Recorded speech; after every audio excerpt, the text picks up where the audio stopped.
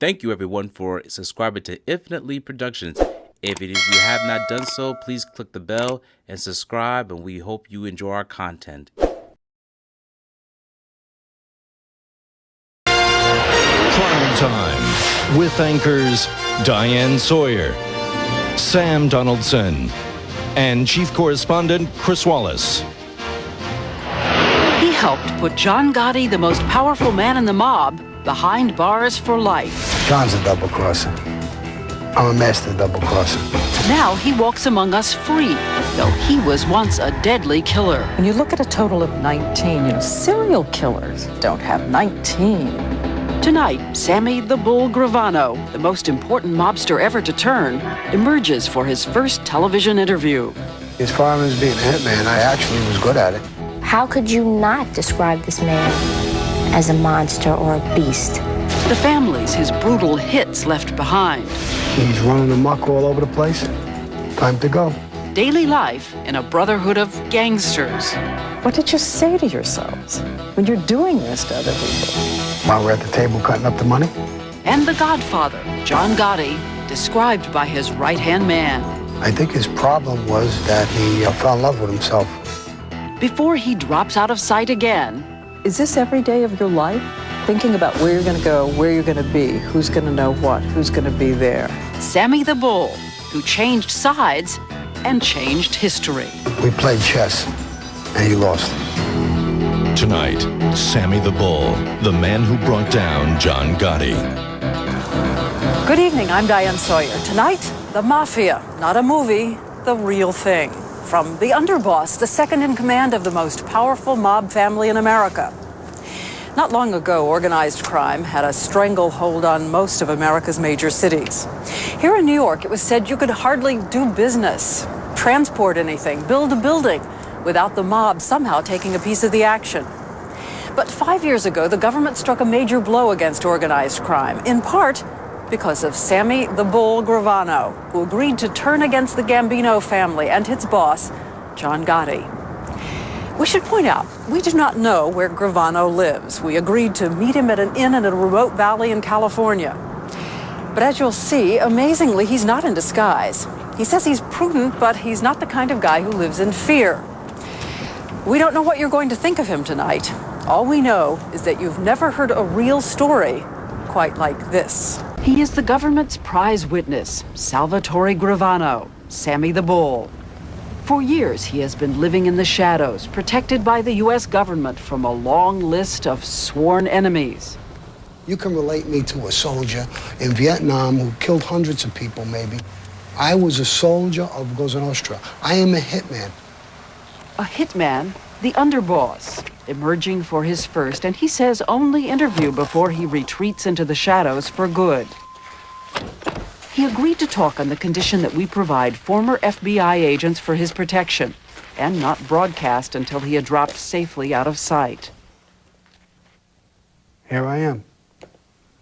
The Mafia. They have said you are the single most important witness ever to testify against the mob. I think I am. So there's a word that you use for people who turn, right? Mm-hmm. Who cooperate. You trying to goat me into the word? Rat, is that the word you'd like to hear? That's the word. So are you a rat?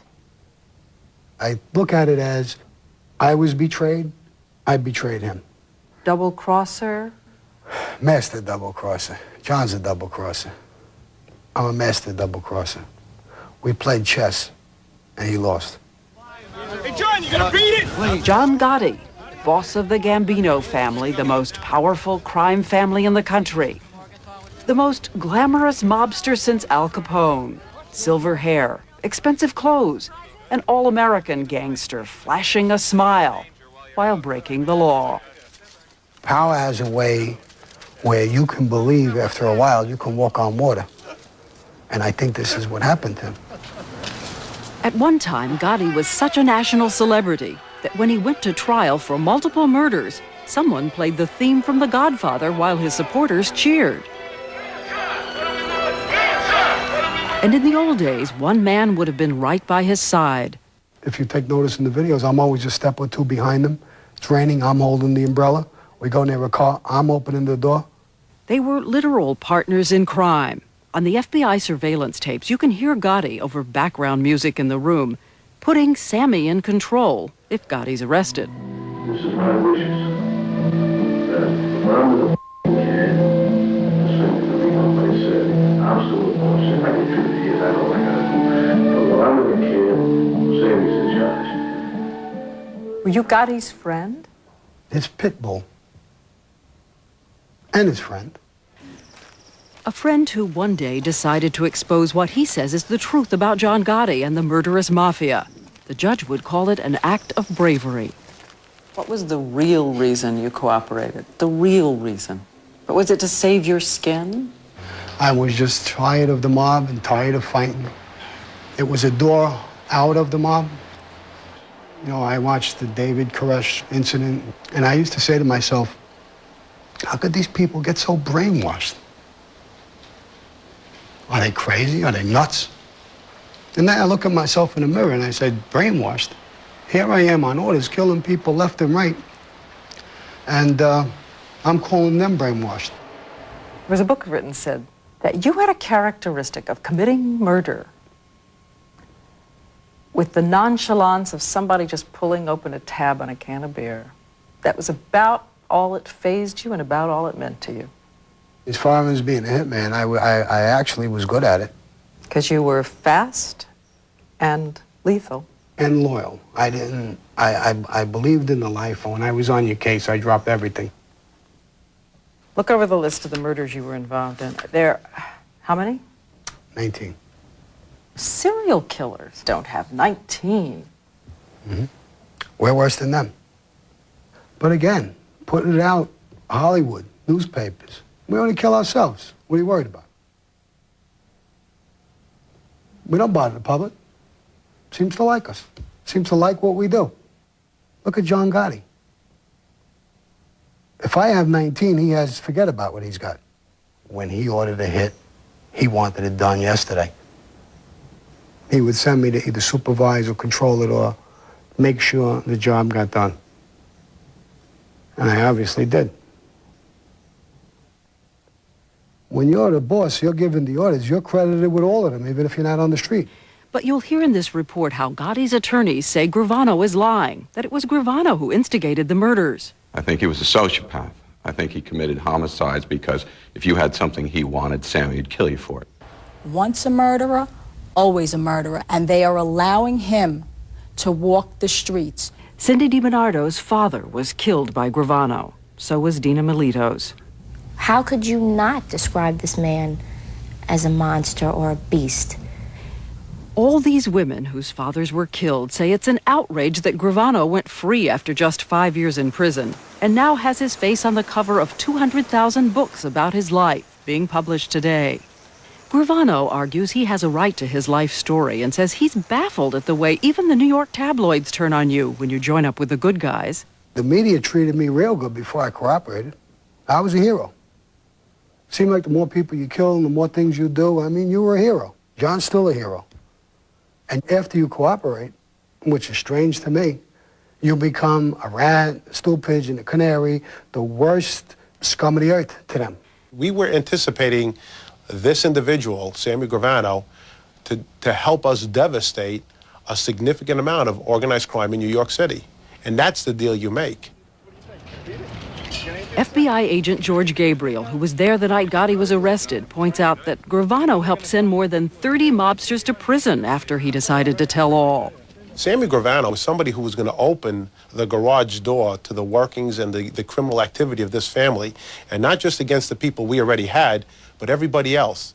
And Gravano says he did tell everything, not just about the mobsters and the murders, but about all those millions made from gouging the public. I was making a couple of million a year. John was making, I would say, anywhere between 5 and 20 million a year. We raped the community on a constant basis in every way, shape, and form. What did you say to yourselves when you're doing this to other people? What did we say to ourselves? While we're at the table cutting up the money? We didn't say too much. We just cut up the money. It was for greed. There's no honor in in a lot of things that we do. Honor. It's a word that will travel a tangled path in our story. Gravano still insists it was a search for honor that brought him to the mob in the first place. He was 31 and had been an associate in the mob for 8 years when he took the oath to become a made man in the sacred ceremony he once pledged to keep a secret forever.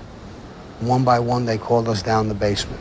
A small little basement, it seemed to be real crowded, dim lights, real smoky. And when I walked down, there was Paul Castellano. Paul Castellano, boss of the Gambino family. And he says, if we ask you to kill for us, would you? I said, yes. And he asked me, what finger would you pull the trigger? And I pointed to my index finger. The words were simple, he says, to place the brotherhood above government, God, and family. They tell you that day, if your son is dying in bed with cancer and has only got an hour left to live, if we call for you, you come immediately and leave his side. He says they pricked his trigger finger and put blood on the picture of a saint, which was set on fire in his hand. He just said, if you betray this brotherhood, may your soul burn like the saint. You really believed in it? With my heart and soul. There's honor, there's respect, there's integrity, there's loyalty, there's a brotherhood, there's a secret society. And these are words that I wanted to hear and that I was totally loyal to. But 14 years and a lot of lives later, Sammy the Bull Gravano has betrayed that brotherhood, and the gangsters he once considered family have made him a marked man. I know the danger is out there. I know how they think. I know what they're going to do. I know their moves. I know them. I was part of them. Is this every day of your life? Thinking about where you're going to go, where you're going to be, who's going to know what, who's going to be there? I'm not going to worry about this every single day of my life. I'm not going to stay in Montana someplace, scared to death, looking out of the blinds. But if they walk in the door... And they have the gun. And they have the gun. I'm going in the box. Simple as that. By the way, Gravano told us that to become a made man means your father has to be Italian. And, he says, usually, that you've participated in a murder. When we come back, how a kid from Brooklyn became one of the mob's most feared executioners and John Gotti's right-hand man. Sammy Gravano told us that a lot of members of the mob make it a point to read Machiavelli, the Italian analyst of power at any cost. Well, 5 centuries ago, Machiavelli said there are 2 ways to survive. Be a fox who recognizes traps, or a lion who scares away wolves. As a little boy growing up in an Italian neighborhood near here, Sammy Gravano may have been a little bit of both. In this house on a street in Brooklyn, Sammy Gravano grew up, he says, in a bedroom studded with photos of Cagney and Bogart. His parents, immigrants from Sicily, ran a small dress factory. What would your father have said if he had known that you were underboss of the Gambino family? I guess it would have broke his heart. Just like it would break my heart if my son or if my nephew or somebody went into the mob, because I know their destiny. I know what they're going to do. I know what kind of life they're going to live. They're going to murder their best friends. They're going to lie and cheat their whole life. Gravano says when his father told him about the guys in the slick suits hanging out on the tough streets of Bensonhurst, New York, the words he used were a mixed message. These were our protectors. We got to never inform on them or do anything to offend them. And we have to stay away from them. They're bad guys, but they're our bad guys. One day, some of them noticed a scrappy little boy. A few kids from around the corner, they robbed my bike. And I started fighting like crazy to get it back. And across the street, there was our local mafia hangout. And one of the guys rubbed my head and said, he says, look at him, he's like a little bull, Sammy the Bull. And it stuck all my life. The troublemaking kid was held back in the 4th grade, again in the 7th, and kicked out of high school for breaking the principal's jaw. I have dyslexia, and I have learning disabilities, and I always had trouble with teachers, authority, school, and I thought I was really sick or demented or retarded. I don't know what I thought I was. And the kids ridiculed you? In the beginning, until I gave a few of them a beating, a good swift punch would stop that. I learned that real quick. But are you really saying you went into the mob because you had an unhappy experience at school? No. As I got older, and when I did finally go into the mob, it was for money. It was for greed. It was for women. It was for fast cars. It was being part of a society, part of a brotherhood. You were sent away for a while, right, to the Army? Yeah. By a judge instead of going to prison. When you came back, you were standing at a fork in the road. Now, basically, I went right back to the old neighborhood, right back to the corner. I was doing loan sharking, stealing cars, doing burglaries, break an arm here, break a leg there. And 2 years in, the mob bosses asked for something more. 1970. You're what, 24, 25 years old? They tell you to kill someone. Did you think of saying no? No. I knew that this was part of the life, and whatever I was asked to do for the family, to benefit the family, I would do. But this is murder. I knew sooner or later it would come, that question would come. The target, Joe Colucci, a 26-year-old bricklayer, a friend. Gravano says it was all part of a mob-related love triangle. What, there was a great deception involved with it, too. You had to take this guy to dinner. You had to lure him into the trap. Right. That's the way we kill in the mob. We were all out drinking together, and at the end of the night, on the way home, I got in the back of the car, and when we pulled away and we went down the block, I shot him in the head. Twice. The body was thrown out of the car on a quiet residential street, where Gravano shot him 3 more times, in the back. The next morning, police were knocking on our door, and they told me my brother was murdered. Jackie Colucci, Joe's little sister. I couldn't imagine who would want to kill him. He was with Sammy that night, but we didn't know, and we didn't find out until 22 years later. I remember something that surprised me, that I had no remorse at all. None. I didn't feel sorry for him in the least. I felt power. I felt like my adrenaline in my body went completely out of control. You were excited by it? I guess it's like an animal going after its prey. One of these days, I hope that he's the animal and there's somebody else who's the hunter. The shooting barely made a headline in New York City. But back in the neighborhood, the news traveled fast. Everything started to change. I would go to the same club or disco and got online. And before you know it, bouncers, the owners came out and, Sammy, no, you don't have to wait online, so you just come right in. And so you were a player? I was out of the minor leagues. I was in the major leagues. As Gravano's reputation in the mob rose, so did that of another young star in the Gambino family, John Gotti, who had already served time for a murder. Gravano says they first met at an after-hours club amid music and gambling. And I says, how you doing, John? I hear a lot of good things about you. He says, yeah, Sammy, me too, Did he make an impression on you? Did he have something? Sure. He was flamboyant. He seemed smart. He seemed nervy. He's a tough guy in the street. And meeting him, he's a good-looking man. He's got charisma. He's got personality. He impressed me a little bit.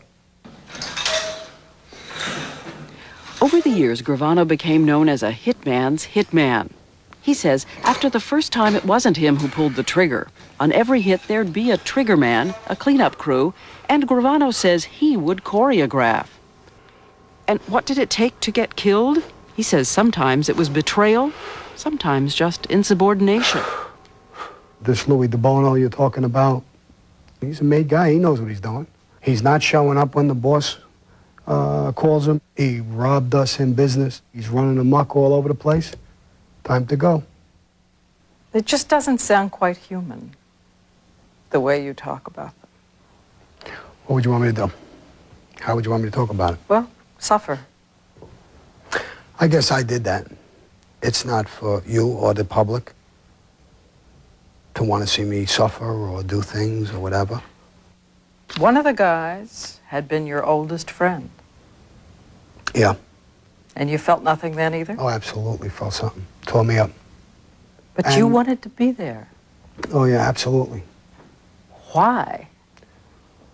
Why? Because it's somebody who was real close to me and somebody I loved, and I would want to be there. And I would want it to go right. I would want it to go painless, unexpected. Louis Melito, Gravano's best friend, and Gravano says partner in the crime business. His daughter, Dina, went to Gravano for help when her dad disappeared. I sent Uncle Sammy, I didn't talk to my father in 2 days and he didn't go to work. There's something wrong. He said, why do you say that, Princess? I said, because that's not my father. I said, and there's something wrong. And he said, don't worry, I'll find your father. Don't worry about a thing. I mean, in retrospect, the man had my father killed 2 nights before. But he really, looked me in my face. Gravano says Melito was shot twice in the head and never knew what hit him. His body was never found. He also said of the death of your father that it killed him inside. What, when he put a bullet in my father's head? And that he wanted to be there to make sure there was no pain. How nice of him. I knew the wife, I knew the children, and I tried to help the family, but this is the life. He's in the life. He played the wrong cards. He double-crossed us, and he lost. He said that my father may have played the cards wrong, but boy, he was quick to take my father's companies and my father's money. That he was quick to take. He did not have the brain capacity to go out and earn money. So he had to take what other people have earned. The only thing he knew how to do was use his 2 hands to murder people. Period. The end. But does it matter that the murdered fathers of all these women were involved with the mob, according to the FBI? Agent George Gabriel. They were mobsters, they knew the rules, and they knew that if they broke the rules, they were going to get killed, just like they would have turned around and killed somebody had their boss told them to do so. We told Dina Melito that on one of Gravano's murders, the trigger man was allegedly her father. It has been written, Dina, that your dad was there. Not to my knowledge. I didn't know anything about that. You haven't heard it? No. Where did this come from? Again, this is Sammy Gravano. Well, that's news to me. But what if, as the government says, their fathers were involved in the mob? Doesn't it make it different in some way? If it turns out to be true, then they should have spent many years or their lives in jail. Sammy Gravano is not to be judge, jury, and execution, if it turns out to be true. But for sheer cold-heartedness, perhaps nothing tops what Gravano says he did back in 1978, when Nick Sabetta vanished. Nick Sabetta. Mm-hmm. Now, that was my wife's brother. That was an order from Paul Castellano. I was stuck with it. I participated in it. And it's another one of those things that basically happened. That's another one that killed me. I mean, to see my wife or my mother-in-law, my father-in-law or people, it just tore me up. Did you tell them? Did they know? No. What do you want me to do? Go home and tell them I just killed your son? Or your brother? No, of course not. They didn't suspect? No. Your wife didn't suspect? No. Gravano says he didn't know that after his brother-in-law was killed, the body would be dismembered. Wasn't there some way you could get him out of town? Some way to get word to him to... I mean, did you owe that to your wife? There's nothing I could have done. I know it sounds easy enough to say, get out of town or do something, and you see that in the movies, but that doesn't really work in real life. If I balked about it or didn't want to do it or whatever, I was going to. How could you face your wife? How could you face your wife? It's very difficult, but being in the mob all my life, I am trained for this. I am trained for double cross. I am trained to con. Did you say, what have I become? What, with that blood on my hands, what am I? I'm a gangster. That's exactly what I am. When we return for the first time on television, Sammy Gravano's account of the stunning hit on his own godfather, the king of the mob in New York, the legendary Paul Castellano. They were told, kill them. And if it means you have to die there, then die there with them. Die there in a gun battle with the cops. Do not back off of this hit. Told there are 26 mafia families in the country, the rules set by a commission of bosses who divide up the territory.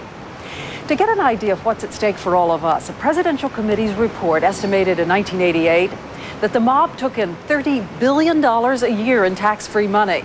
The report says the 5 families in New York jack up the prices on construction by 20%. At the center of this, Sammy Gravano, who ran construction and concrete for the Gambino crime family. I literally marvel at the sight of Manhattan when I see it because I controlled it. I literally controlled Manhattan. When I see it at night, those lights and everything about it, I think of Donald Trump and Tishman and everybody else who couldn't build a building if I didn't want to build it. That got me off. Plus, I made a lot of money with it. But to get control, Sammy Gravano says he and John Gotti would have to trade in the rules of Cosa Nostra for the law of the jungle. By 1985, he says, they decided to move on their own godfather, the Gambino family boss, Paul Castellano himself. Paul Castellano, what was the problem? There was a lot of problems. I mean, Paul Castellano wasn't a gangster. He was a racketeer. A gangster is a guy who is real tough. He's a street guy. He's a street hoodlum. He's a gangster. The other guy is he's more polished. He's not as tough. He's not as dangerous. He says Castellano wasn't really a mobster. He spent his time reading the Wall Street Journal and lining his own pockets. And even at a gathering of his top gunmen, praising the cops. And he says, you want to know who the real tough guys are? The cops. They go on domestic violence beefs. They don't know what they're going to run into.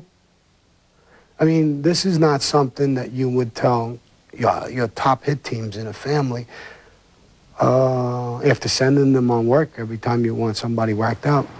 Gravano says the final straw was what happened when some of Gotti's crew got indicted for drug trafficking.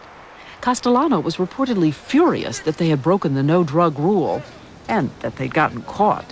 Everybody's afraid that Paul was going to move against Gotti and his crew.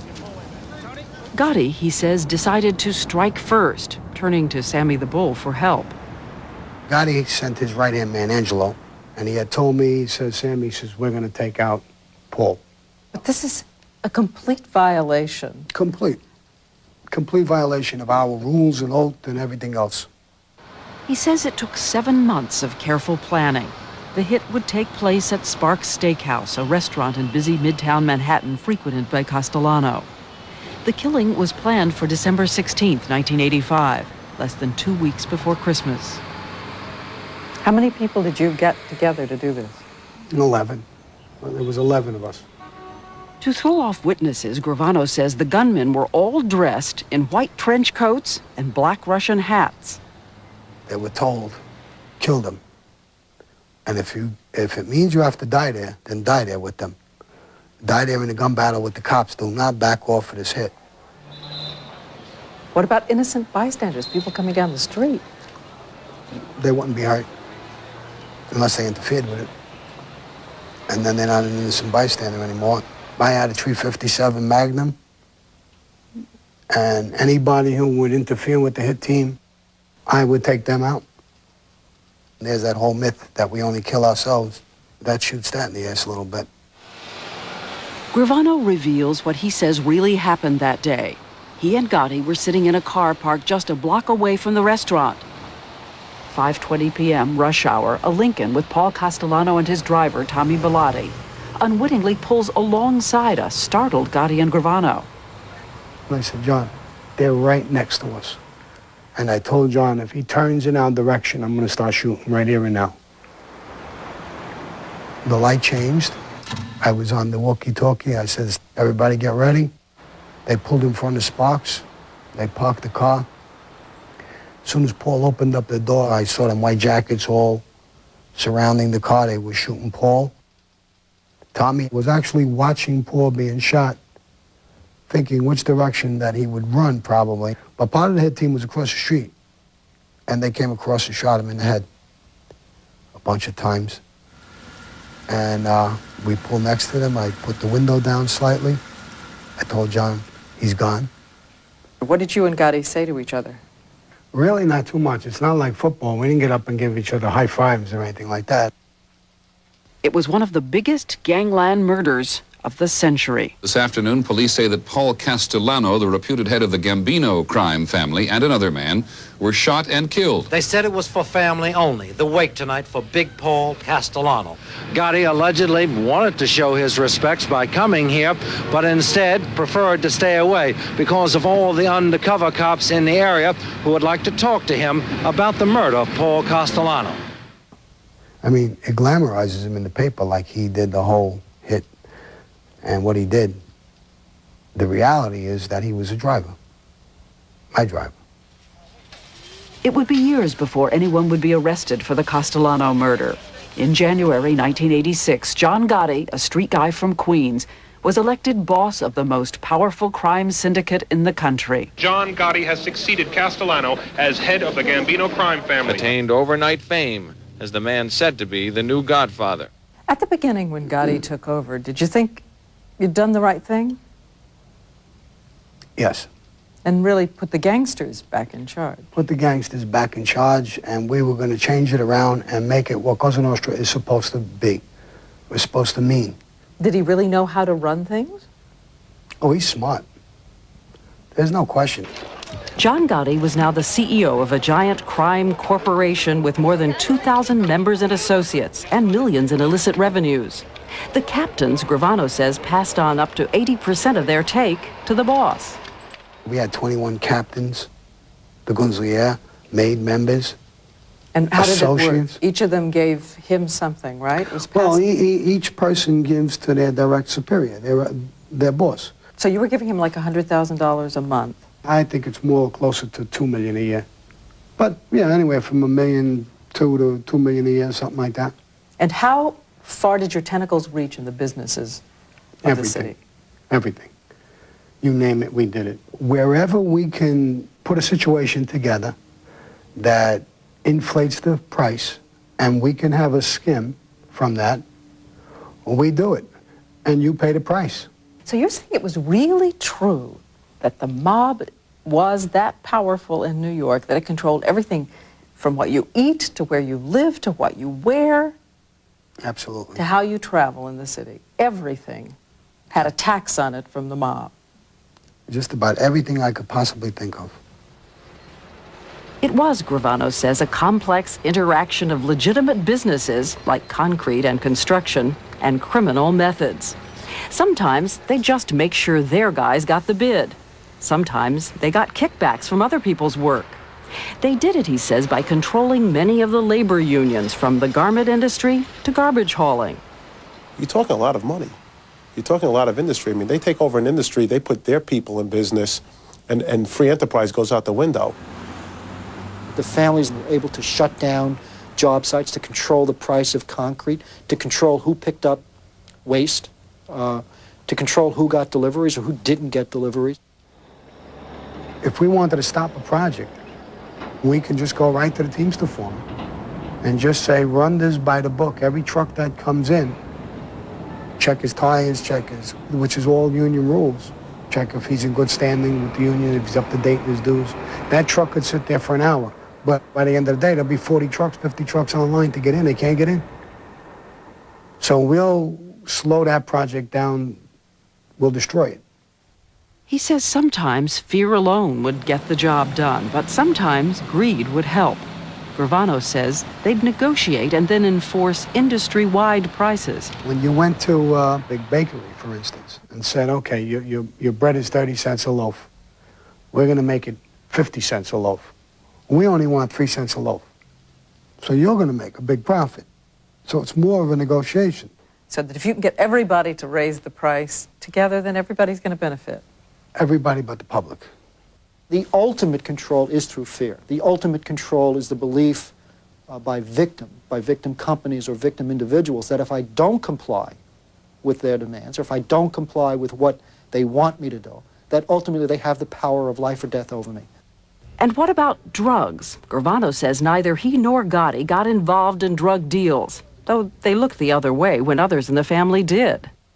Not that I look down on these drug dealers or whatever they want to do. It just wasn't my business. I wasn't comfortable with it. I didn't like the people that you had to deal with. But you really want me to believe that with all that money out there in drugs, that you turned away from drug money? You really want me to believe that you had compunctions about the people? It's a dangerous backstabbing business. So it's not like I'm trying to stand on my high horse that I didn't do drugs. I just didn't do it because I didn't like it. I made millions in construction and Sherlocking and not all that heat. With Is there ever enough, though? Well, yeah, it was for me. It was enough for me. I had a house on Staten Island, worth about $500,000. I had a horse farm, a 30-acre horse farm in New Jersey. I owned the office building where I was in. By now, Gravano and his wife Debbie had 2 children. He told her he was in the construction business. Don't ask, don't tell. It was a close-knit family, he says, traditional, living in separate but parallel worlds. When my wife takes me to this house and she says, I'd like to have this house, I'm looking at it as a hitman to kill the person who walks out of that house or into that house. And that's the way we go shopping. She looks for the furniture, I look for the hit. If you question Gravano's story about the mob and the unions, you might want to know that 5 Teamster officials were eventually convicted. As for John Gotti, even though he was convicted of the murder of Paul Castellano, his lawyers say he's not guilty and that Gravano's story is preposterous. More of Gravano's interview in a moment. But for those of you who've been asking about the mafia and the movies, I love The Godfather. I thought that was the best interpretation of our life that I've ever seen. Godfather 1 and Godfather 2. The other one stunk. it was once an unquestioned tenet of life in the mob that you try to operate beneath the radar. Meetings at 2 in the morning in discreet locations. But that was before the modern virus, a fascination with celebrity, infected even organized crime. And Gravano says no one was more vulnerable to that virus than his boss, John Gotti. What John did is basically unprecedented in organized crime. Prior to his reign, if you will, of the Gambino family, everybody was much more secretive. This was his style. This was his flair. This is what brought him down. Sammy Gravano says he knew law enforcement was closing in, but Gotti became more and more arrogant and flashy, traveling in his chauffeured Mercedes, famous for his $2,000 Brioni suits. In 1 week alone, he was reported to have lost more than $300,000 gambling. He bet the entire line every single game, whether it be football, basketball, hockey, every game.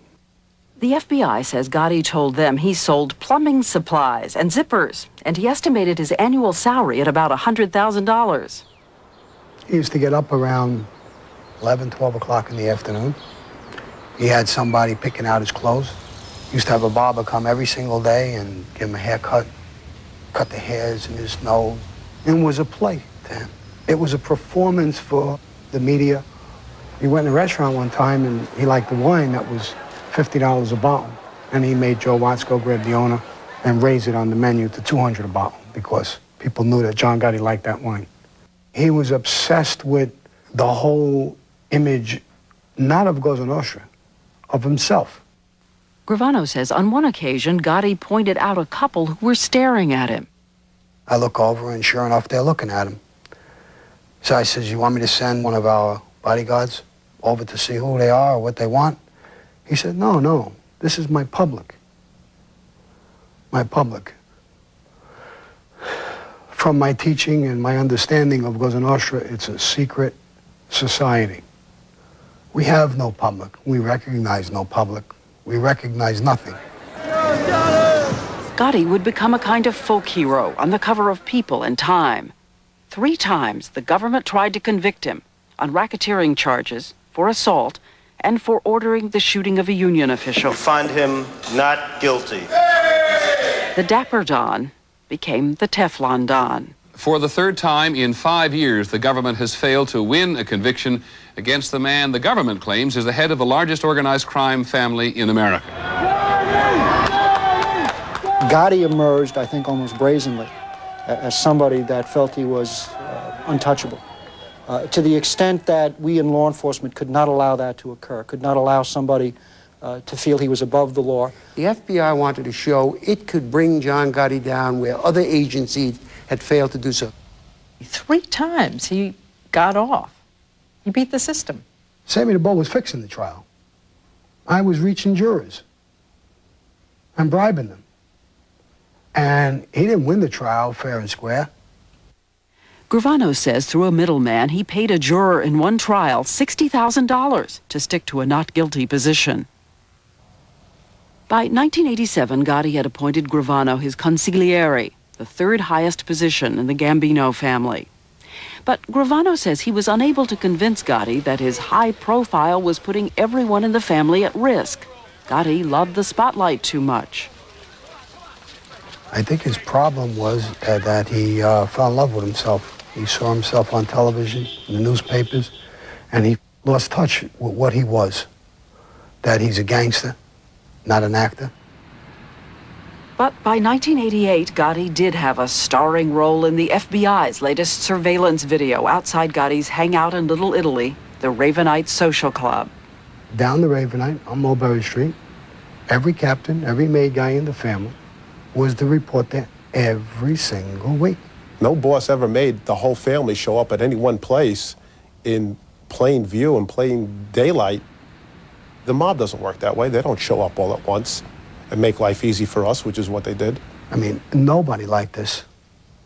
I don't think too many people had the courage to tell him to his face. And I would tell him, John, there's the whole government sitting outside the club.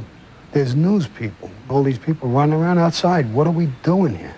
Why don't we meet 2, 3 o'clock in the morning and try and evade some of this stuff? And he would just shut you up and say, no, I'll show you, watch. I'll show you how to beat cases. I'll show you how to do it.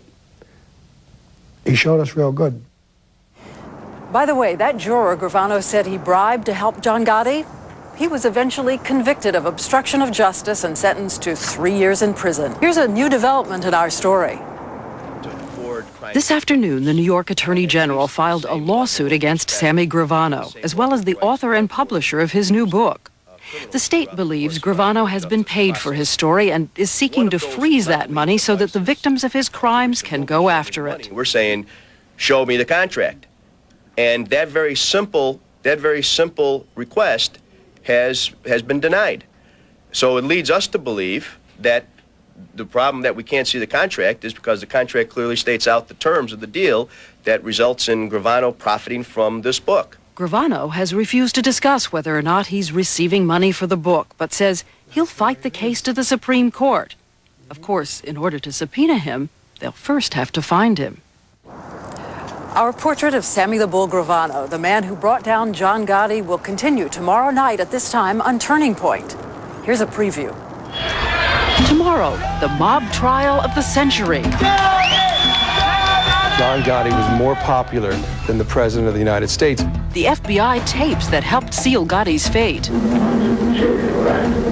Along with the betrayal by Sammy the Bull. What was the real reason you cooperated? The real reason? The intrigue and alleged murder plot. Does Gotti know this? No. He's going to find out with this interview. Described by the mobster who, thanks to the government, has a new face. I wasn't always this beautiful, to tell you the truth. And a new life of freedom. You got a real cushy deal. Our exclusive story of betrayal in the mafia continues. I told him, I agree with you. He's got to go. We'll kill him. Last night on Primetime, we introduced you to one of the mob's most feared executioners. As far as being a hitman, I actually was good at it. He's confessed to 19 murders, including his best friend. I knew the wife, I knew the children, but this is the life He betrayed us, and he was killed. And he told us about the John Gotti he knew, his boss, the glamorous Godfather. I think his problem was that he fell in love with himself. Tonight, Sammy the Bull Gravano reveals what finally led him to turn on Gotti. Making it sound like high school. In high school, you could throw a spitball at somebody. We used bullets. The FBI tapes that helped seal Gotti's fate. And after the mob trial of the century, the question, should the government have given Gravano a cushy deal? We attribute about 30 convictions to Sammy Gravano's testimony. Doesn't the government worry about the fact that they've let a psychopath loose? And taxpayer-funded plastic surgery. I wasn't always this beautiful, to tell you the truth. And a new life, free among us. But the next time you get really angry at somebody, isn't it going to be tempting to use the old solution? Putting a face on the enemy, says Agent Louis Scalero. The squad itself had been really developing a pattern as to who would show up on what night, who would pay respect to whom as they entered the club. For 2 years, they watched. By the winter of 1988, the FBI managed to get inside the Ravenite Social Club and place an electronic bug in the main meeting room. But still, they were frustrated, puzzled. We would lose John Gotti. We would have his voice for a moment in time, and then within a minute or so, we would lose it again. The people listening to the bugs were saying, we don't hear John anymore. Is he out of the club? And the surveillance guys would turn around and say, no, we don't have him out. And it was a little confusion. Are you sure he's not out? We realized we had to find out and determine where it was he was going. By now, George Gabriel and 34 other agents were assigned to the case, and the FBI was tailing Gotti and Gravano almost everywhere they went. It seemed like it was increasing by the minute. I mean, from 1 or 2 cars, it seemed to grow to 4, 5, 6 cars, trucks, vans. Neighbors in my neighborhood would come over and tell me, you know, Sammy, there's people watching. The break in the investigation came when an informant told the FBI about an apartment above the Ravenite, an apartment where Gotti apparently thought he was completely safe from the authorities. It took months, but finally the FBI placed a bug in Gotti's inner sanctum.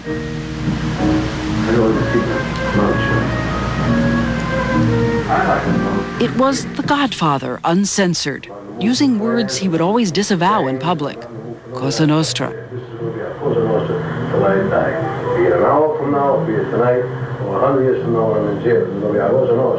It was the Godfather relaxed and, well, complaining. That's a big deal. I got killed by Charles. I got cases coming up. I got nothing. Charles Field, but I got to hit. And then, through the music, in the same tone of voice, it was the Godfather talking about murder. They told me a story. I was in jail. And I laughed. I knew why it was being done. The conversations were very direct. They were not guarded, talking about Cosa Nostra in terms that I'd never heard before. I whacked him. I had him killed. On one day, December 12, 1989, Gotti talks about not 1 but 2 murders and appears to be plotting a new one.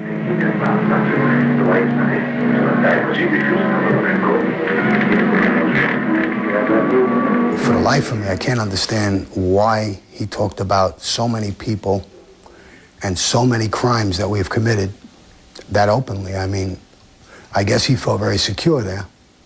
John had conversations that you wouldn't dream would occur. You couldn't ask for more. I mean, you couldn't have scripted better conversations. And it was just a euphoric feeling. Early evening on December 11, 1990, the FBI made its move. As usual, Gotti was at the Ravenite, meeting with his top hierarchy. The door bursts open and the FBI come charging in. They announced that John, myself, and Frankie Lowe were arrested. And the 3 of us faced 29 to 30 top echelon Gambino captains, the hierarchy of the family, surrounded by their soldiers. And John did something pretty funny. He says, we're not putting the cuffs on, we're not doing anything. He says, I'm having black coffee first. And he calls the coffee boy, Norman, bring me, Sammy, and Frankie a cup of black coffee. They stood and waited while he had coffee? Yep, the whole 3 of us had coffee, and they stood there and they waited. They were perfect gentlemen about it. And then we left. Gotti had been arrested before and had beaten the system 3 times. But this time, would be different. Good evening, Mr. Gotti. We knew it was real trouble. But you didn't know about the tapes? No. Try and keep you in jail. They say you're in danger while you're out. They had it on a silver platter. I mean, he gave them the family and other families on a silver platter. By the way, the government also taped Gravano in his office and club. And agents told us in thousands of hours, Gravano neither incriminated himself nor said one word against John Gotti. But Gotti did not return the favor, as you'll see in a moment.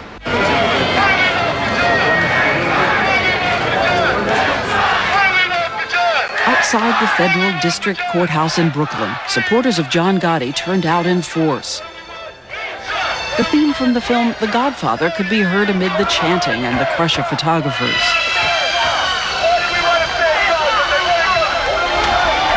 Celebrities like Anthony Quinn and Mickey Rourke came to see the hottest show in town. It was the final showdown between the government and Gotti. And it was inevitable, says Gotti attorney Anthony Cardinale.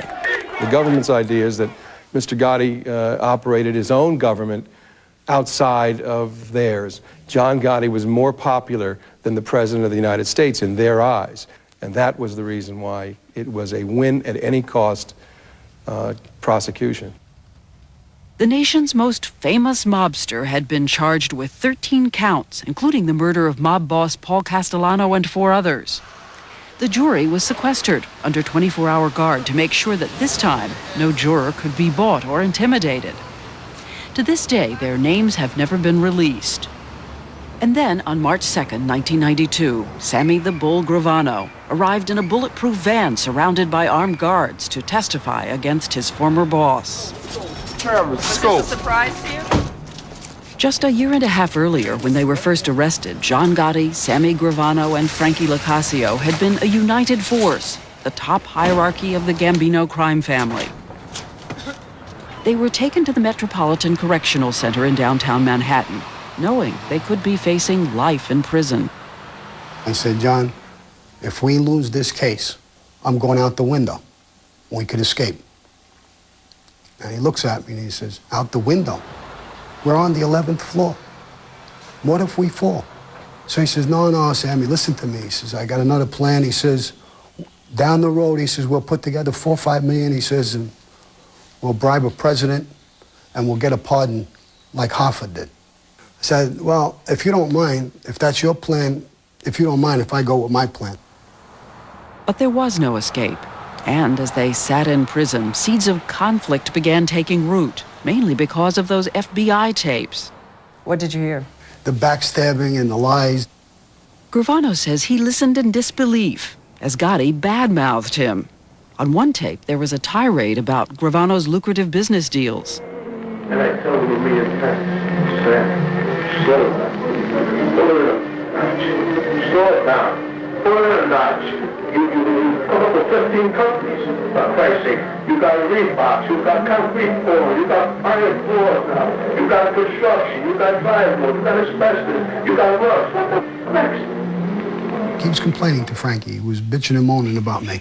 Where's my piece of these companies? And Gotti not only complained about Gravano's businesses, he repeatedly laid off the motive for the murders to his underboss.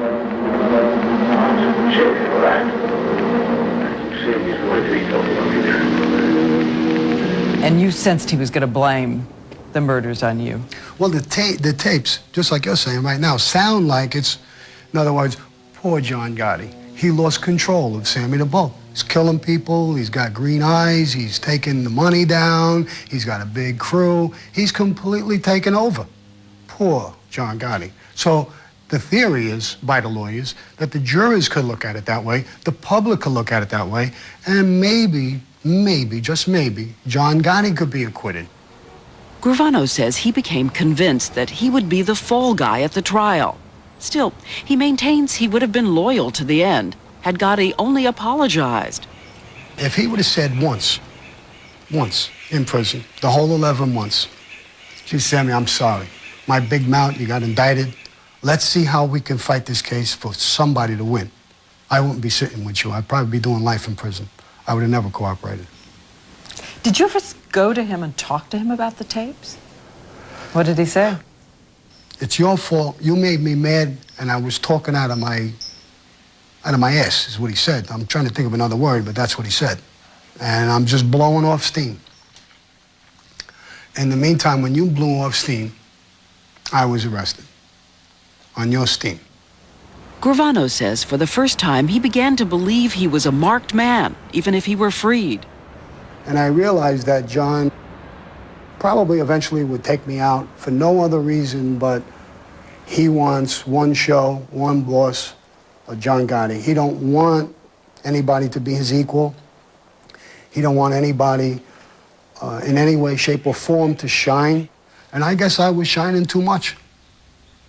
You're making it sound like high school.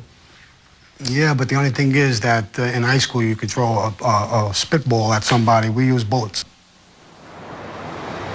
He says Gotti became so paranoid and verbally abusive in prison that Frankie Locascio came to him with a proposal. And he said, when I get out, if we beat this case, I'm going to kill him. I thought about it for a second, and I told him, I agree with you. He's got to go. I said, but I'm going to tell you one thing. I've done too much. I'm not going to take anybody as the boss of the family. We kill him, I'm taking over. He shook my hand, he kissed me, he hugged me, and he told me, he says, I just want one thing. I want to be the guy to pull the trigger. Does Gotti know this about him, that he said this to you? No, he's going to find out with this interview. Did you just seal Frankie Locascio's fate? Frankie will probably deny it. I'll probably say, a rat, he's lying. But he could do that. He'll survive. After almost a year in prison, Gravano made the decision that would bring down John Gotti in a different way. When did you decide to cooperate? What was the moment? I decided that enough was enough. I made a list of people that we would have to kill so that there would be no retaliation. And the list consisted of his brother Jeannie, who I really like, his brother Pete. The thought of killing his son sickened me, to tell you the truth. So you figured there were how many people you had? About 10, 12, 14 people more. I looked at the list. I guess I looked at myself and I did some soul searching. I ripped the list up. I threw it down the bowl. And I made arrangements to call and get in touch with the FBI. We were very suspicious initially. George Gabriel, one of the FBI agents who had arrested John Gotti, was there when Gravano agreed to turn, promising to tell everything about his 23 years in the mob. We were actually looking for what the trap was here. Somebody was lulling us into, this was a John Gotti trick to deter us from the work we were doing to firm up our case and give us a sidetrack and a sideline. We didn't expect it, we didn't believe it initially until we started dealing with him and found out he was on the level. This is the deal Gravano and the government worked out. Instead of life in prison, Gravano would get a maximum of 20 years in exchange for complete cooperation. Then Gravano made a surprising request. He wanted to stay 2 more weeks in prison with Gotti before his betrayal was revealed. And they told me, what if you're killed? Walking out, I says, I guess then we don't have a deal. Why did you want to go back? Thank you for watching this video. Please subscribe to our channel and check out more of our content. Feel free to give your feedback and suggestions on what we should do next in the comments. This is Infinite Lee Productions. We love ya.